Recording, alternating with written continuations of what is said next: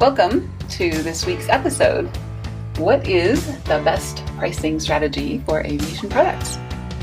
Oh, this ought to be interesting. So I'm Paula Williams. And I'm John Williams. And we are AVCI, and AVCI's mission is to help you ladies and gentlemen out there in the aviation world sell more products and services. And I'm showing myself to be old, but I still want to say ladies and gentlemen. Okay, you can say that. I'm not going to argue with you. I think, but it's inclusive of anybody else that wants to be out there too. Absolutely. Right. We are all of a sudden checking all of our pronouns and everything else, and no disrespect intended for anyone else, but we do like the kind of traditional approach and everything else, but I'm sure we'll be getting comments on this one. So, that being said, what is the best pricing strategy for aviation products? I think it would depend. I think so too, and we'll be talking about that. That's a good answer. Okay, so this is one of the topics that we talk about a lot in our Aviation Sales and Marketing Lab. A lot of our clients want help with pricing, positioning their products and things like that, looking at how their product fits into the map of their competitive landscape, all of those things. And so a lot of times in people's office hours, that's what we do, is talk about how to set the best price for their product. Back in the day when they were teaching marketing the old school, whereas the 4 P's were so was it position, product, position, price, and performance. Yeah, I think those were it. I've seen different variations of that though in different nowadays places. Yeah, I know. Right. So people were taking some poetic license with the 4 P's, but pricing being a really important one. And this is one that can give your salespeople a whole lot of confidence if they feel like there's been a lot of thought put into your price and that it's the right price for the market. A lot of times people have a lot of insecurity about, is my price too high? Not much insecurity about, is my price too low? Well, but maybe there should be, because the right price doesn't mean low price. Yeah, we're going to talk about that in nauseating detail in just a minute. So hopefully not nauseating. All right. So anyway, about our Sales and Marketing Lab, this is our tools, skills, and networking recipe or formula or lab, if we want to be mad scientists about this. The best combination of components that we put together to help people be successful in aviation sales and marketing. So if you join by January 31st, Happy New Year, by the way, then you will be included in our next session of our Aviation Sales Basics course. And that is really, it's a $499 value, and it's a really good deal for people who are coming into sales or marketing for the first time from other parts of aviation, maybe a pilot or an engineer or a product specialist, mechanic. Whatever you are, if you're finding yourself doing sales and marketing, it might scare the crap out of you if you haven't done it before. And this course is for you. Or if you are coming into marketing and you've sold real estate, or you've sold cars, or you've sold something else, and you've not sold anything in the aviation industry, this is also for you. So it really aviation marketing, right, helps you put that together in the most positive sort of way, so you can use what you got and make up for what you don't? Yep. Right. Okay, so there are many pricing strategies, and if you pick up any marketing textbook, you're going to see things like this. Right. The pricing quadrants, where you've got the low quality versus high quality, the low price versus high price. You've got different strategies in there. The economy pricing, of course, is where you do the lowest possible price. In order to do that, though, you often have to cut corners on your quality, so you end up with a low-quality product as well. So, that's the Walmart pricing model, right? Low prices every day. Okay. Well, it's not just them, but that approach. Right. If we go low quality and high price, that's what we call a skimming model, where you're taking the best possible clients. You can usually only do that once, though, before they figure out that your product is low quality. Yep. Okay. And that would be things like if you watch late night TV, they have these infomercials about products that are maybe not the best quality, but it's the first time they've been on the market and nobody's ever thought of this particular way to trim your cat's nails before.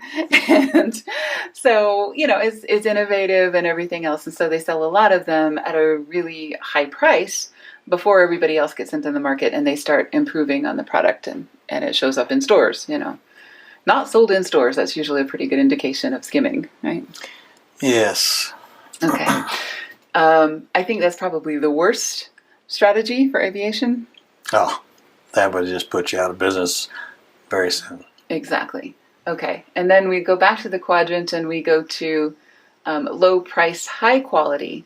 Sometimes people will do this with what we call a loss leader or something like that, where, like if you have a gateway drug to your particular product or service, like a discovery flight for a flight school, something along those lines, you want to make that...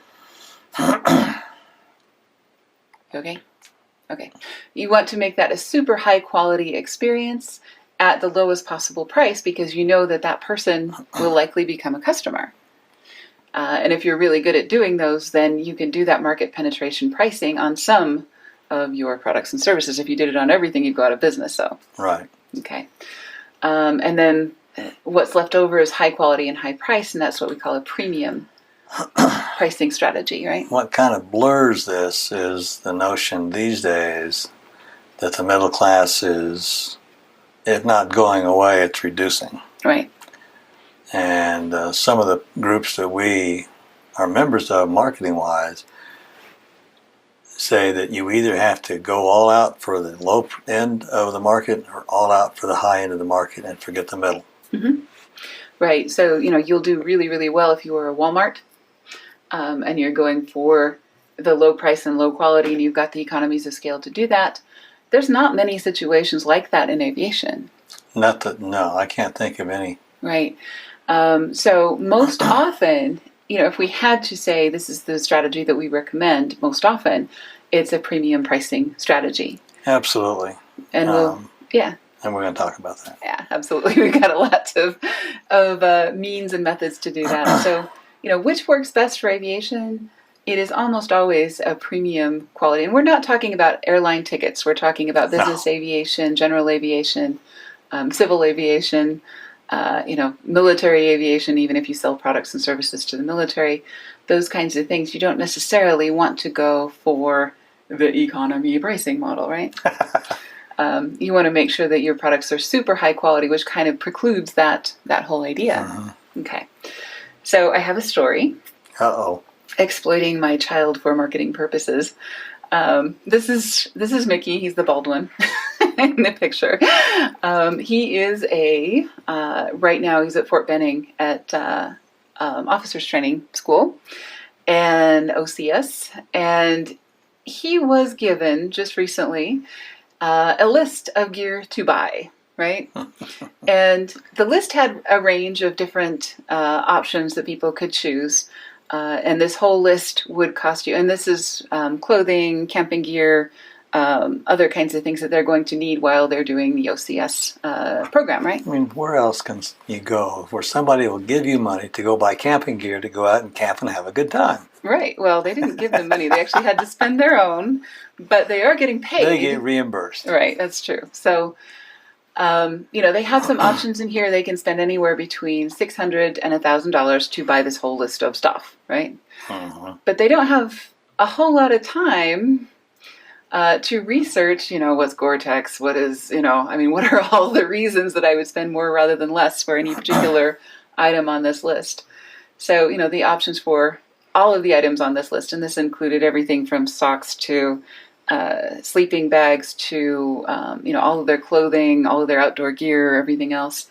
They didn't have any time to research the options. They just had to go to the So in other words, you're going to spend $600, or if you go the high end, you're going to spend $1,000.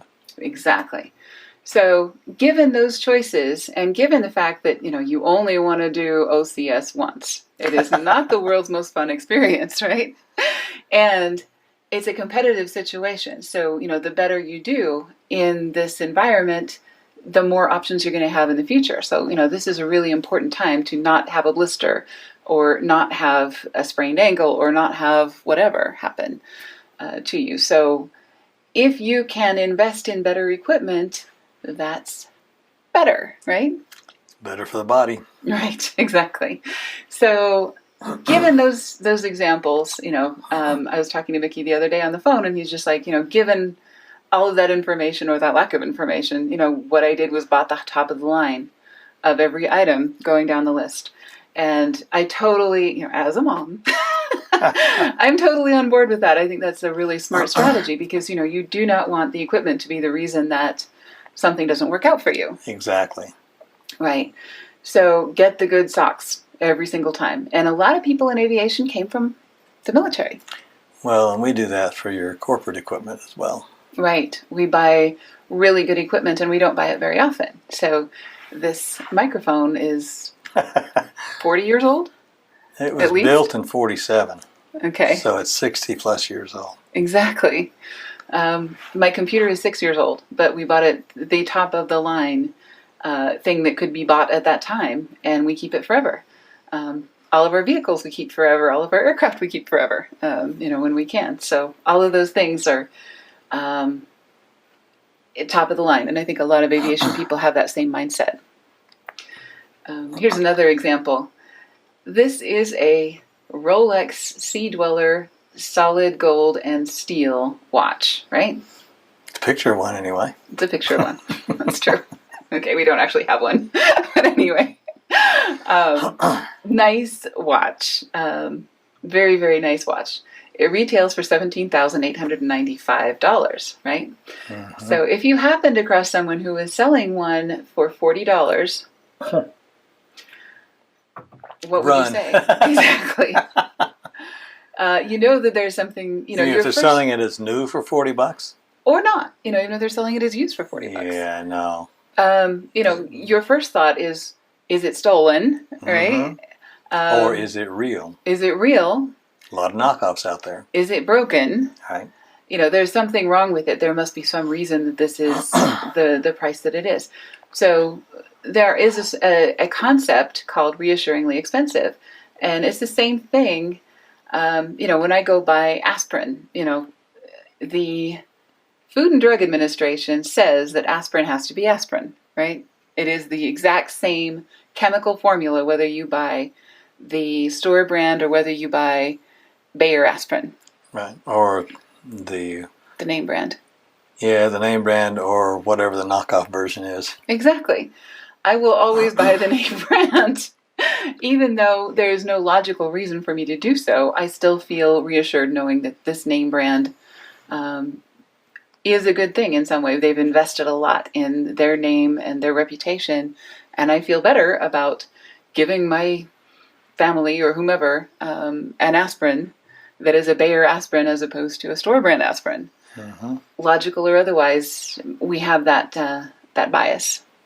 Same thing when you have your car repaired. Do you go with aftermarket stuff or OEM? Mm-hmm. And OEM is always more expensive. It's always more expensive, and most of the time you get what you pay for. Mm-hmm. But if you don't pay for it, you certainly don't get it. Right, exactly.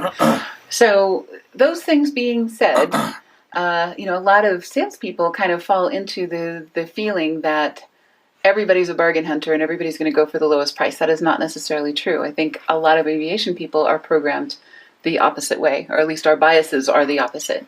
Yeah, the interesting thing is airline tickets, because that's what they based everything on, is everybody wants the cheapest ticket. So you get a cheap ticket, then they add on for this, they add on for that. And by the time you get done, it wasn't the cheapest ticket anyway. Exactly. And I think people that buy airline tickets are not the same market that we're talking about No, here. they're not. Okay. I'm just an example. Yeah, exactly. Okay, so our position, most of the time, not knowing anything else, usually is to price high and justify, right? And that's a nice little rhyme that we use so that it's easy to remember. Yep. Price high and justify. You want to make it worth more than your competitors offer. That's very important. Exactly. The value has to be there. It has to be worth more to your customer in the currency that he uses, which is either time savings or convenience or ease of use or whatever's important to your customer. It has to be worth more than your competitors offer. We also advocate, to never discount your price without a credible reason. And it can't be a discount forever. It's Exactly. a discount for some amount of time. Mm-hmm. And the reason's got to be there, and it's got to be something the potential buyer grasps without even thinking about it. Yeah, that passes the smell test. Yeah, right. It's last year's model, or it is something where you've got a temporary advantage in your market, or you're starting a new partnership with someone and you're throwing in a joint offer, or something of that nature where you're market testing a new product. Some reason that it will be less expensive, because otherwise you're losing your integrity, or your price integrity. And you'll never get it back. Right. And you look at Apple and some of the other companies that have really good cost integrity, and you will never see their products discounted without a really good reason. Like the next version just came out, and so so some of the aftermarket sellers of Apple products may price it down, but they're taking the hit. Apple's not. Right. And Apple may not have control over what some of the aftermarket folks do, but you will never see an Apple product reduced in price or discounted without a really good reason. Right? Okay, so the other thing about this is that you have to very clearly communicate the value of whatever it is that you're offering. And you have to be able to express that in a way that people will understand, so that they get it. And you can put it into a sentence, you can put it into a metaphor.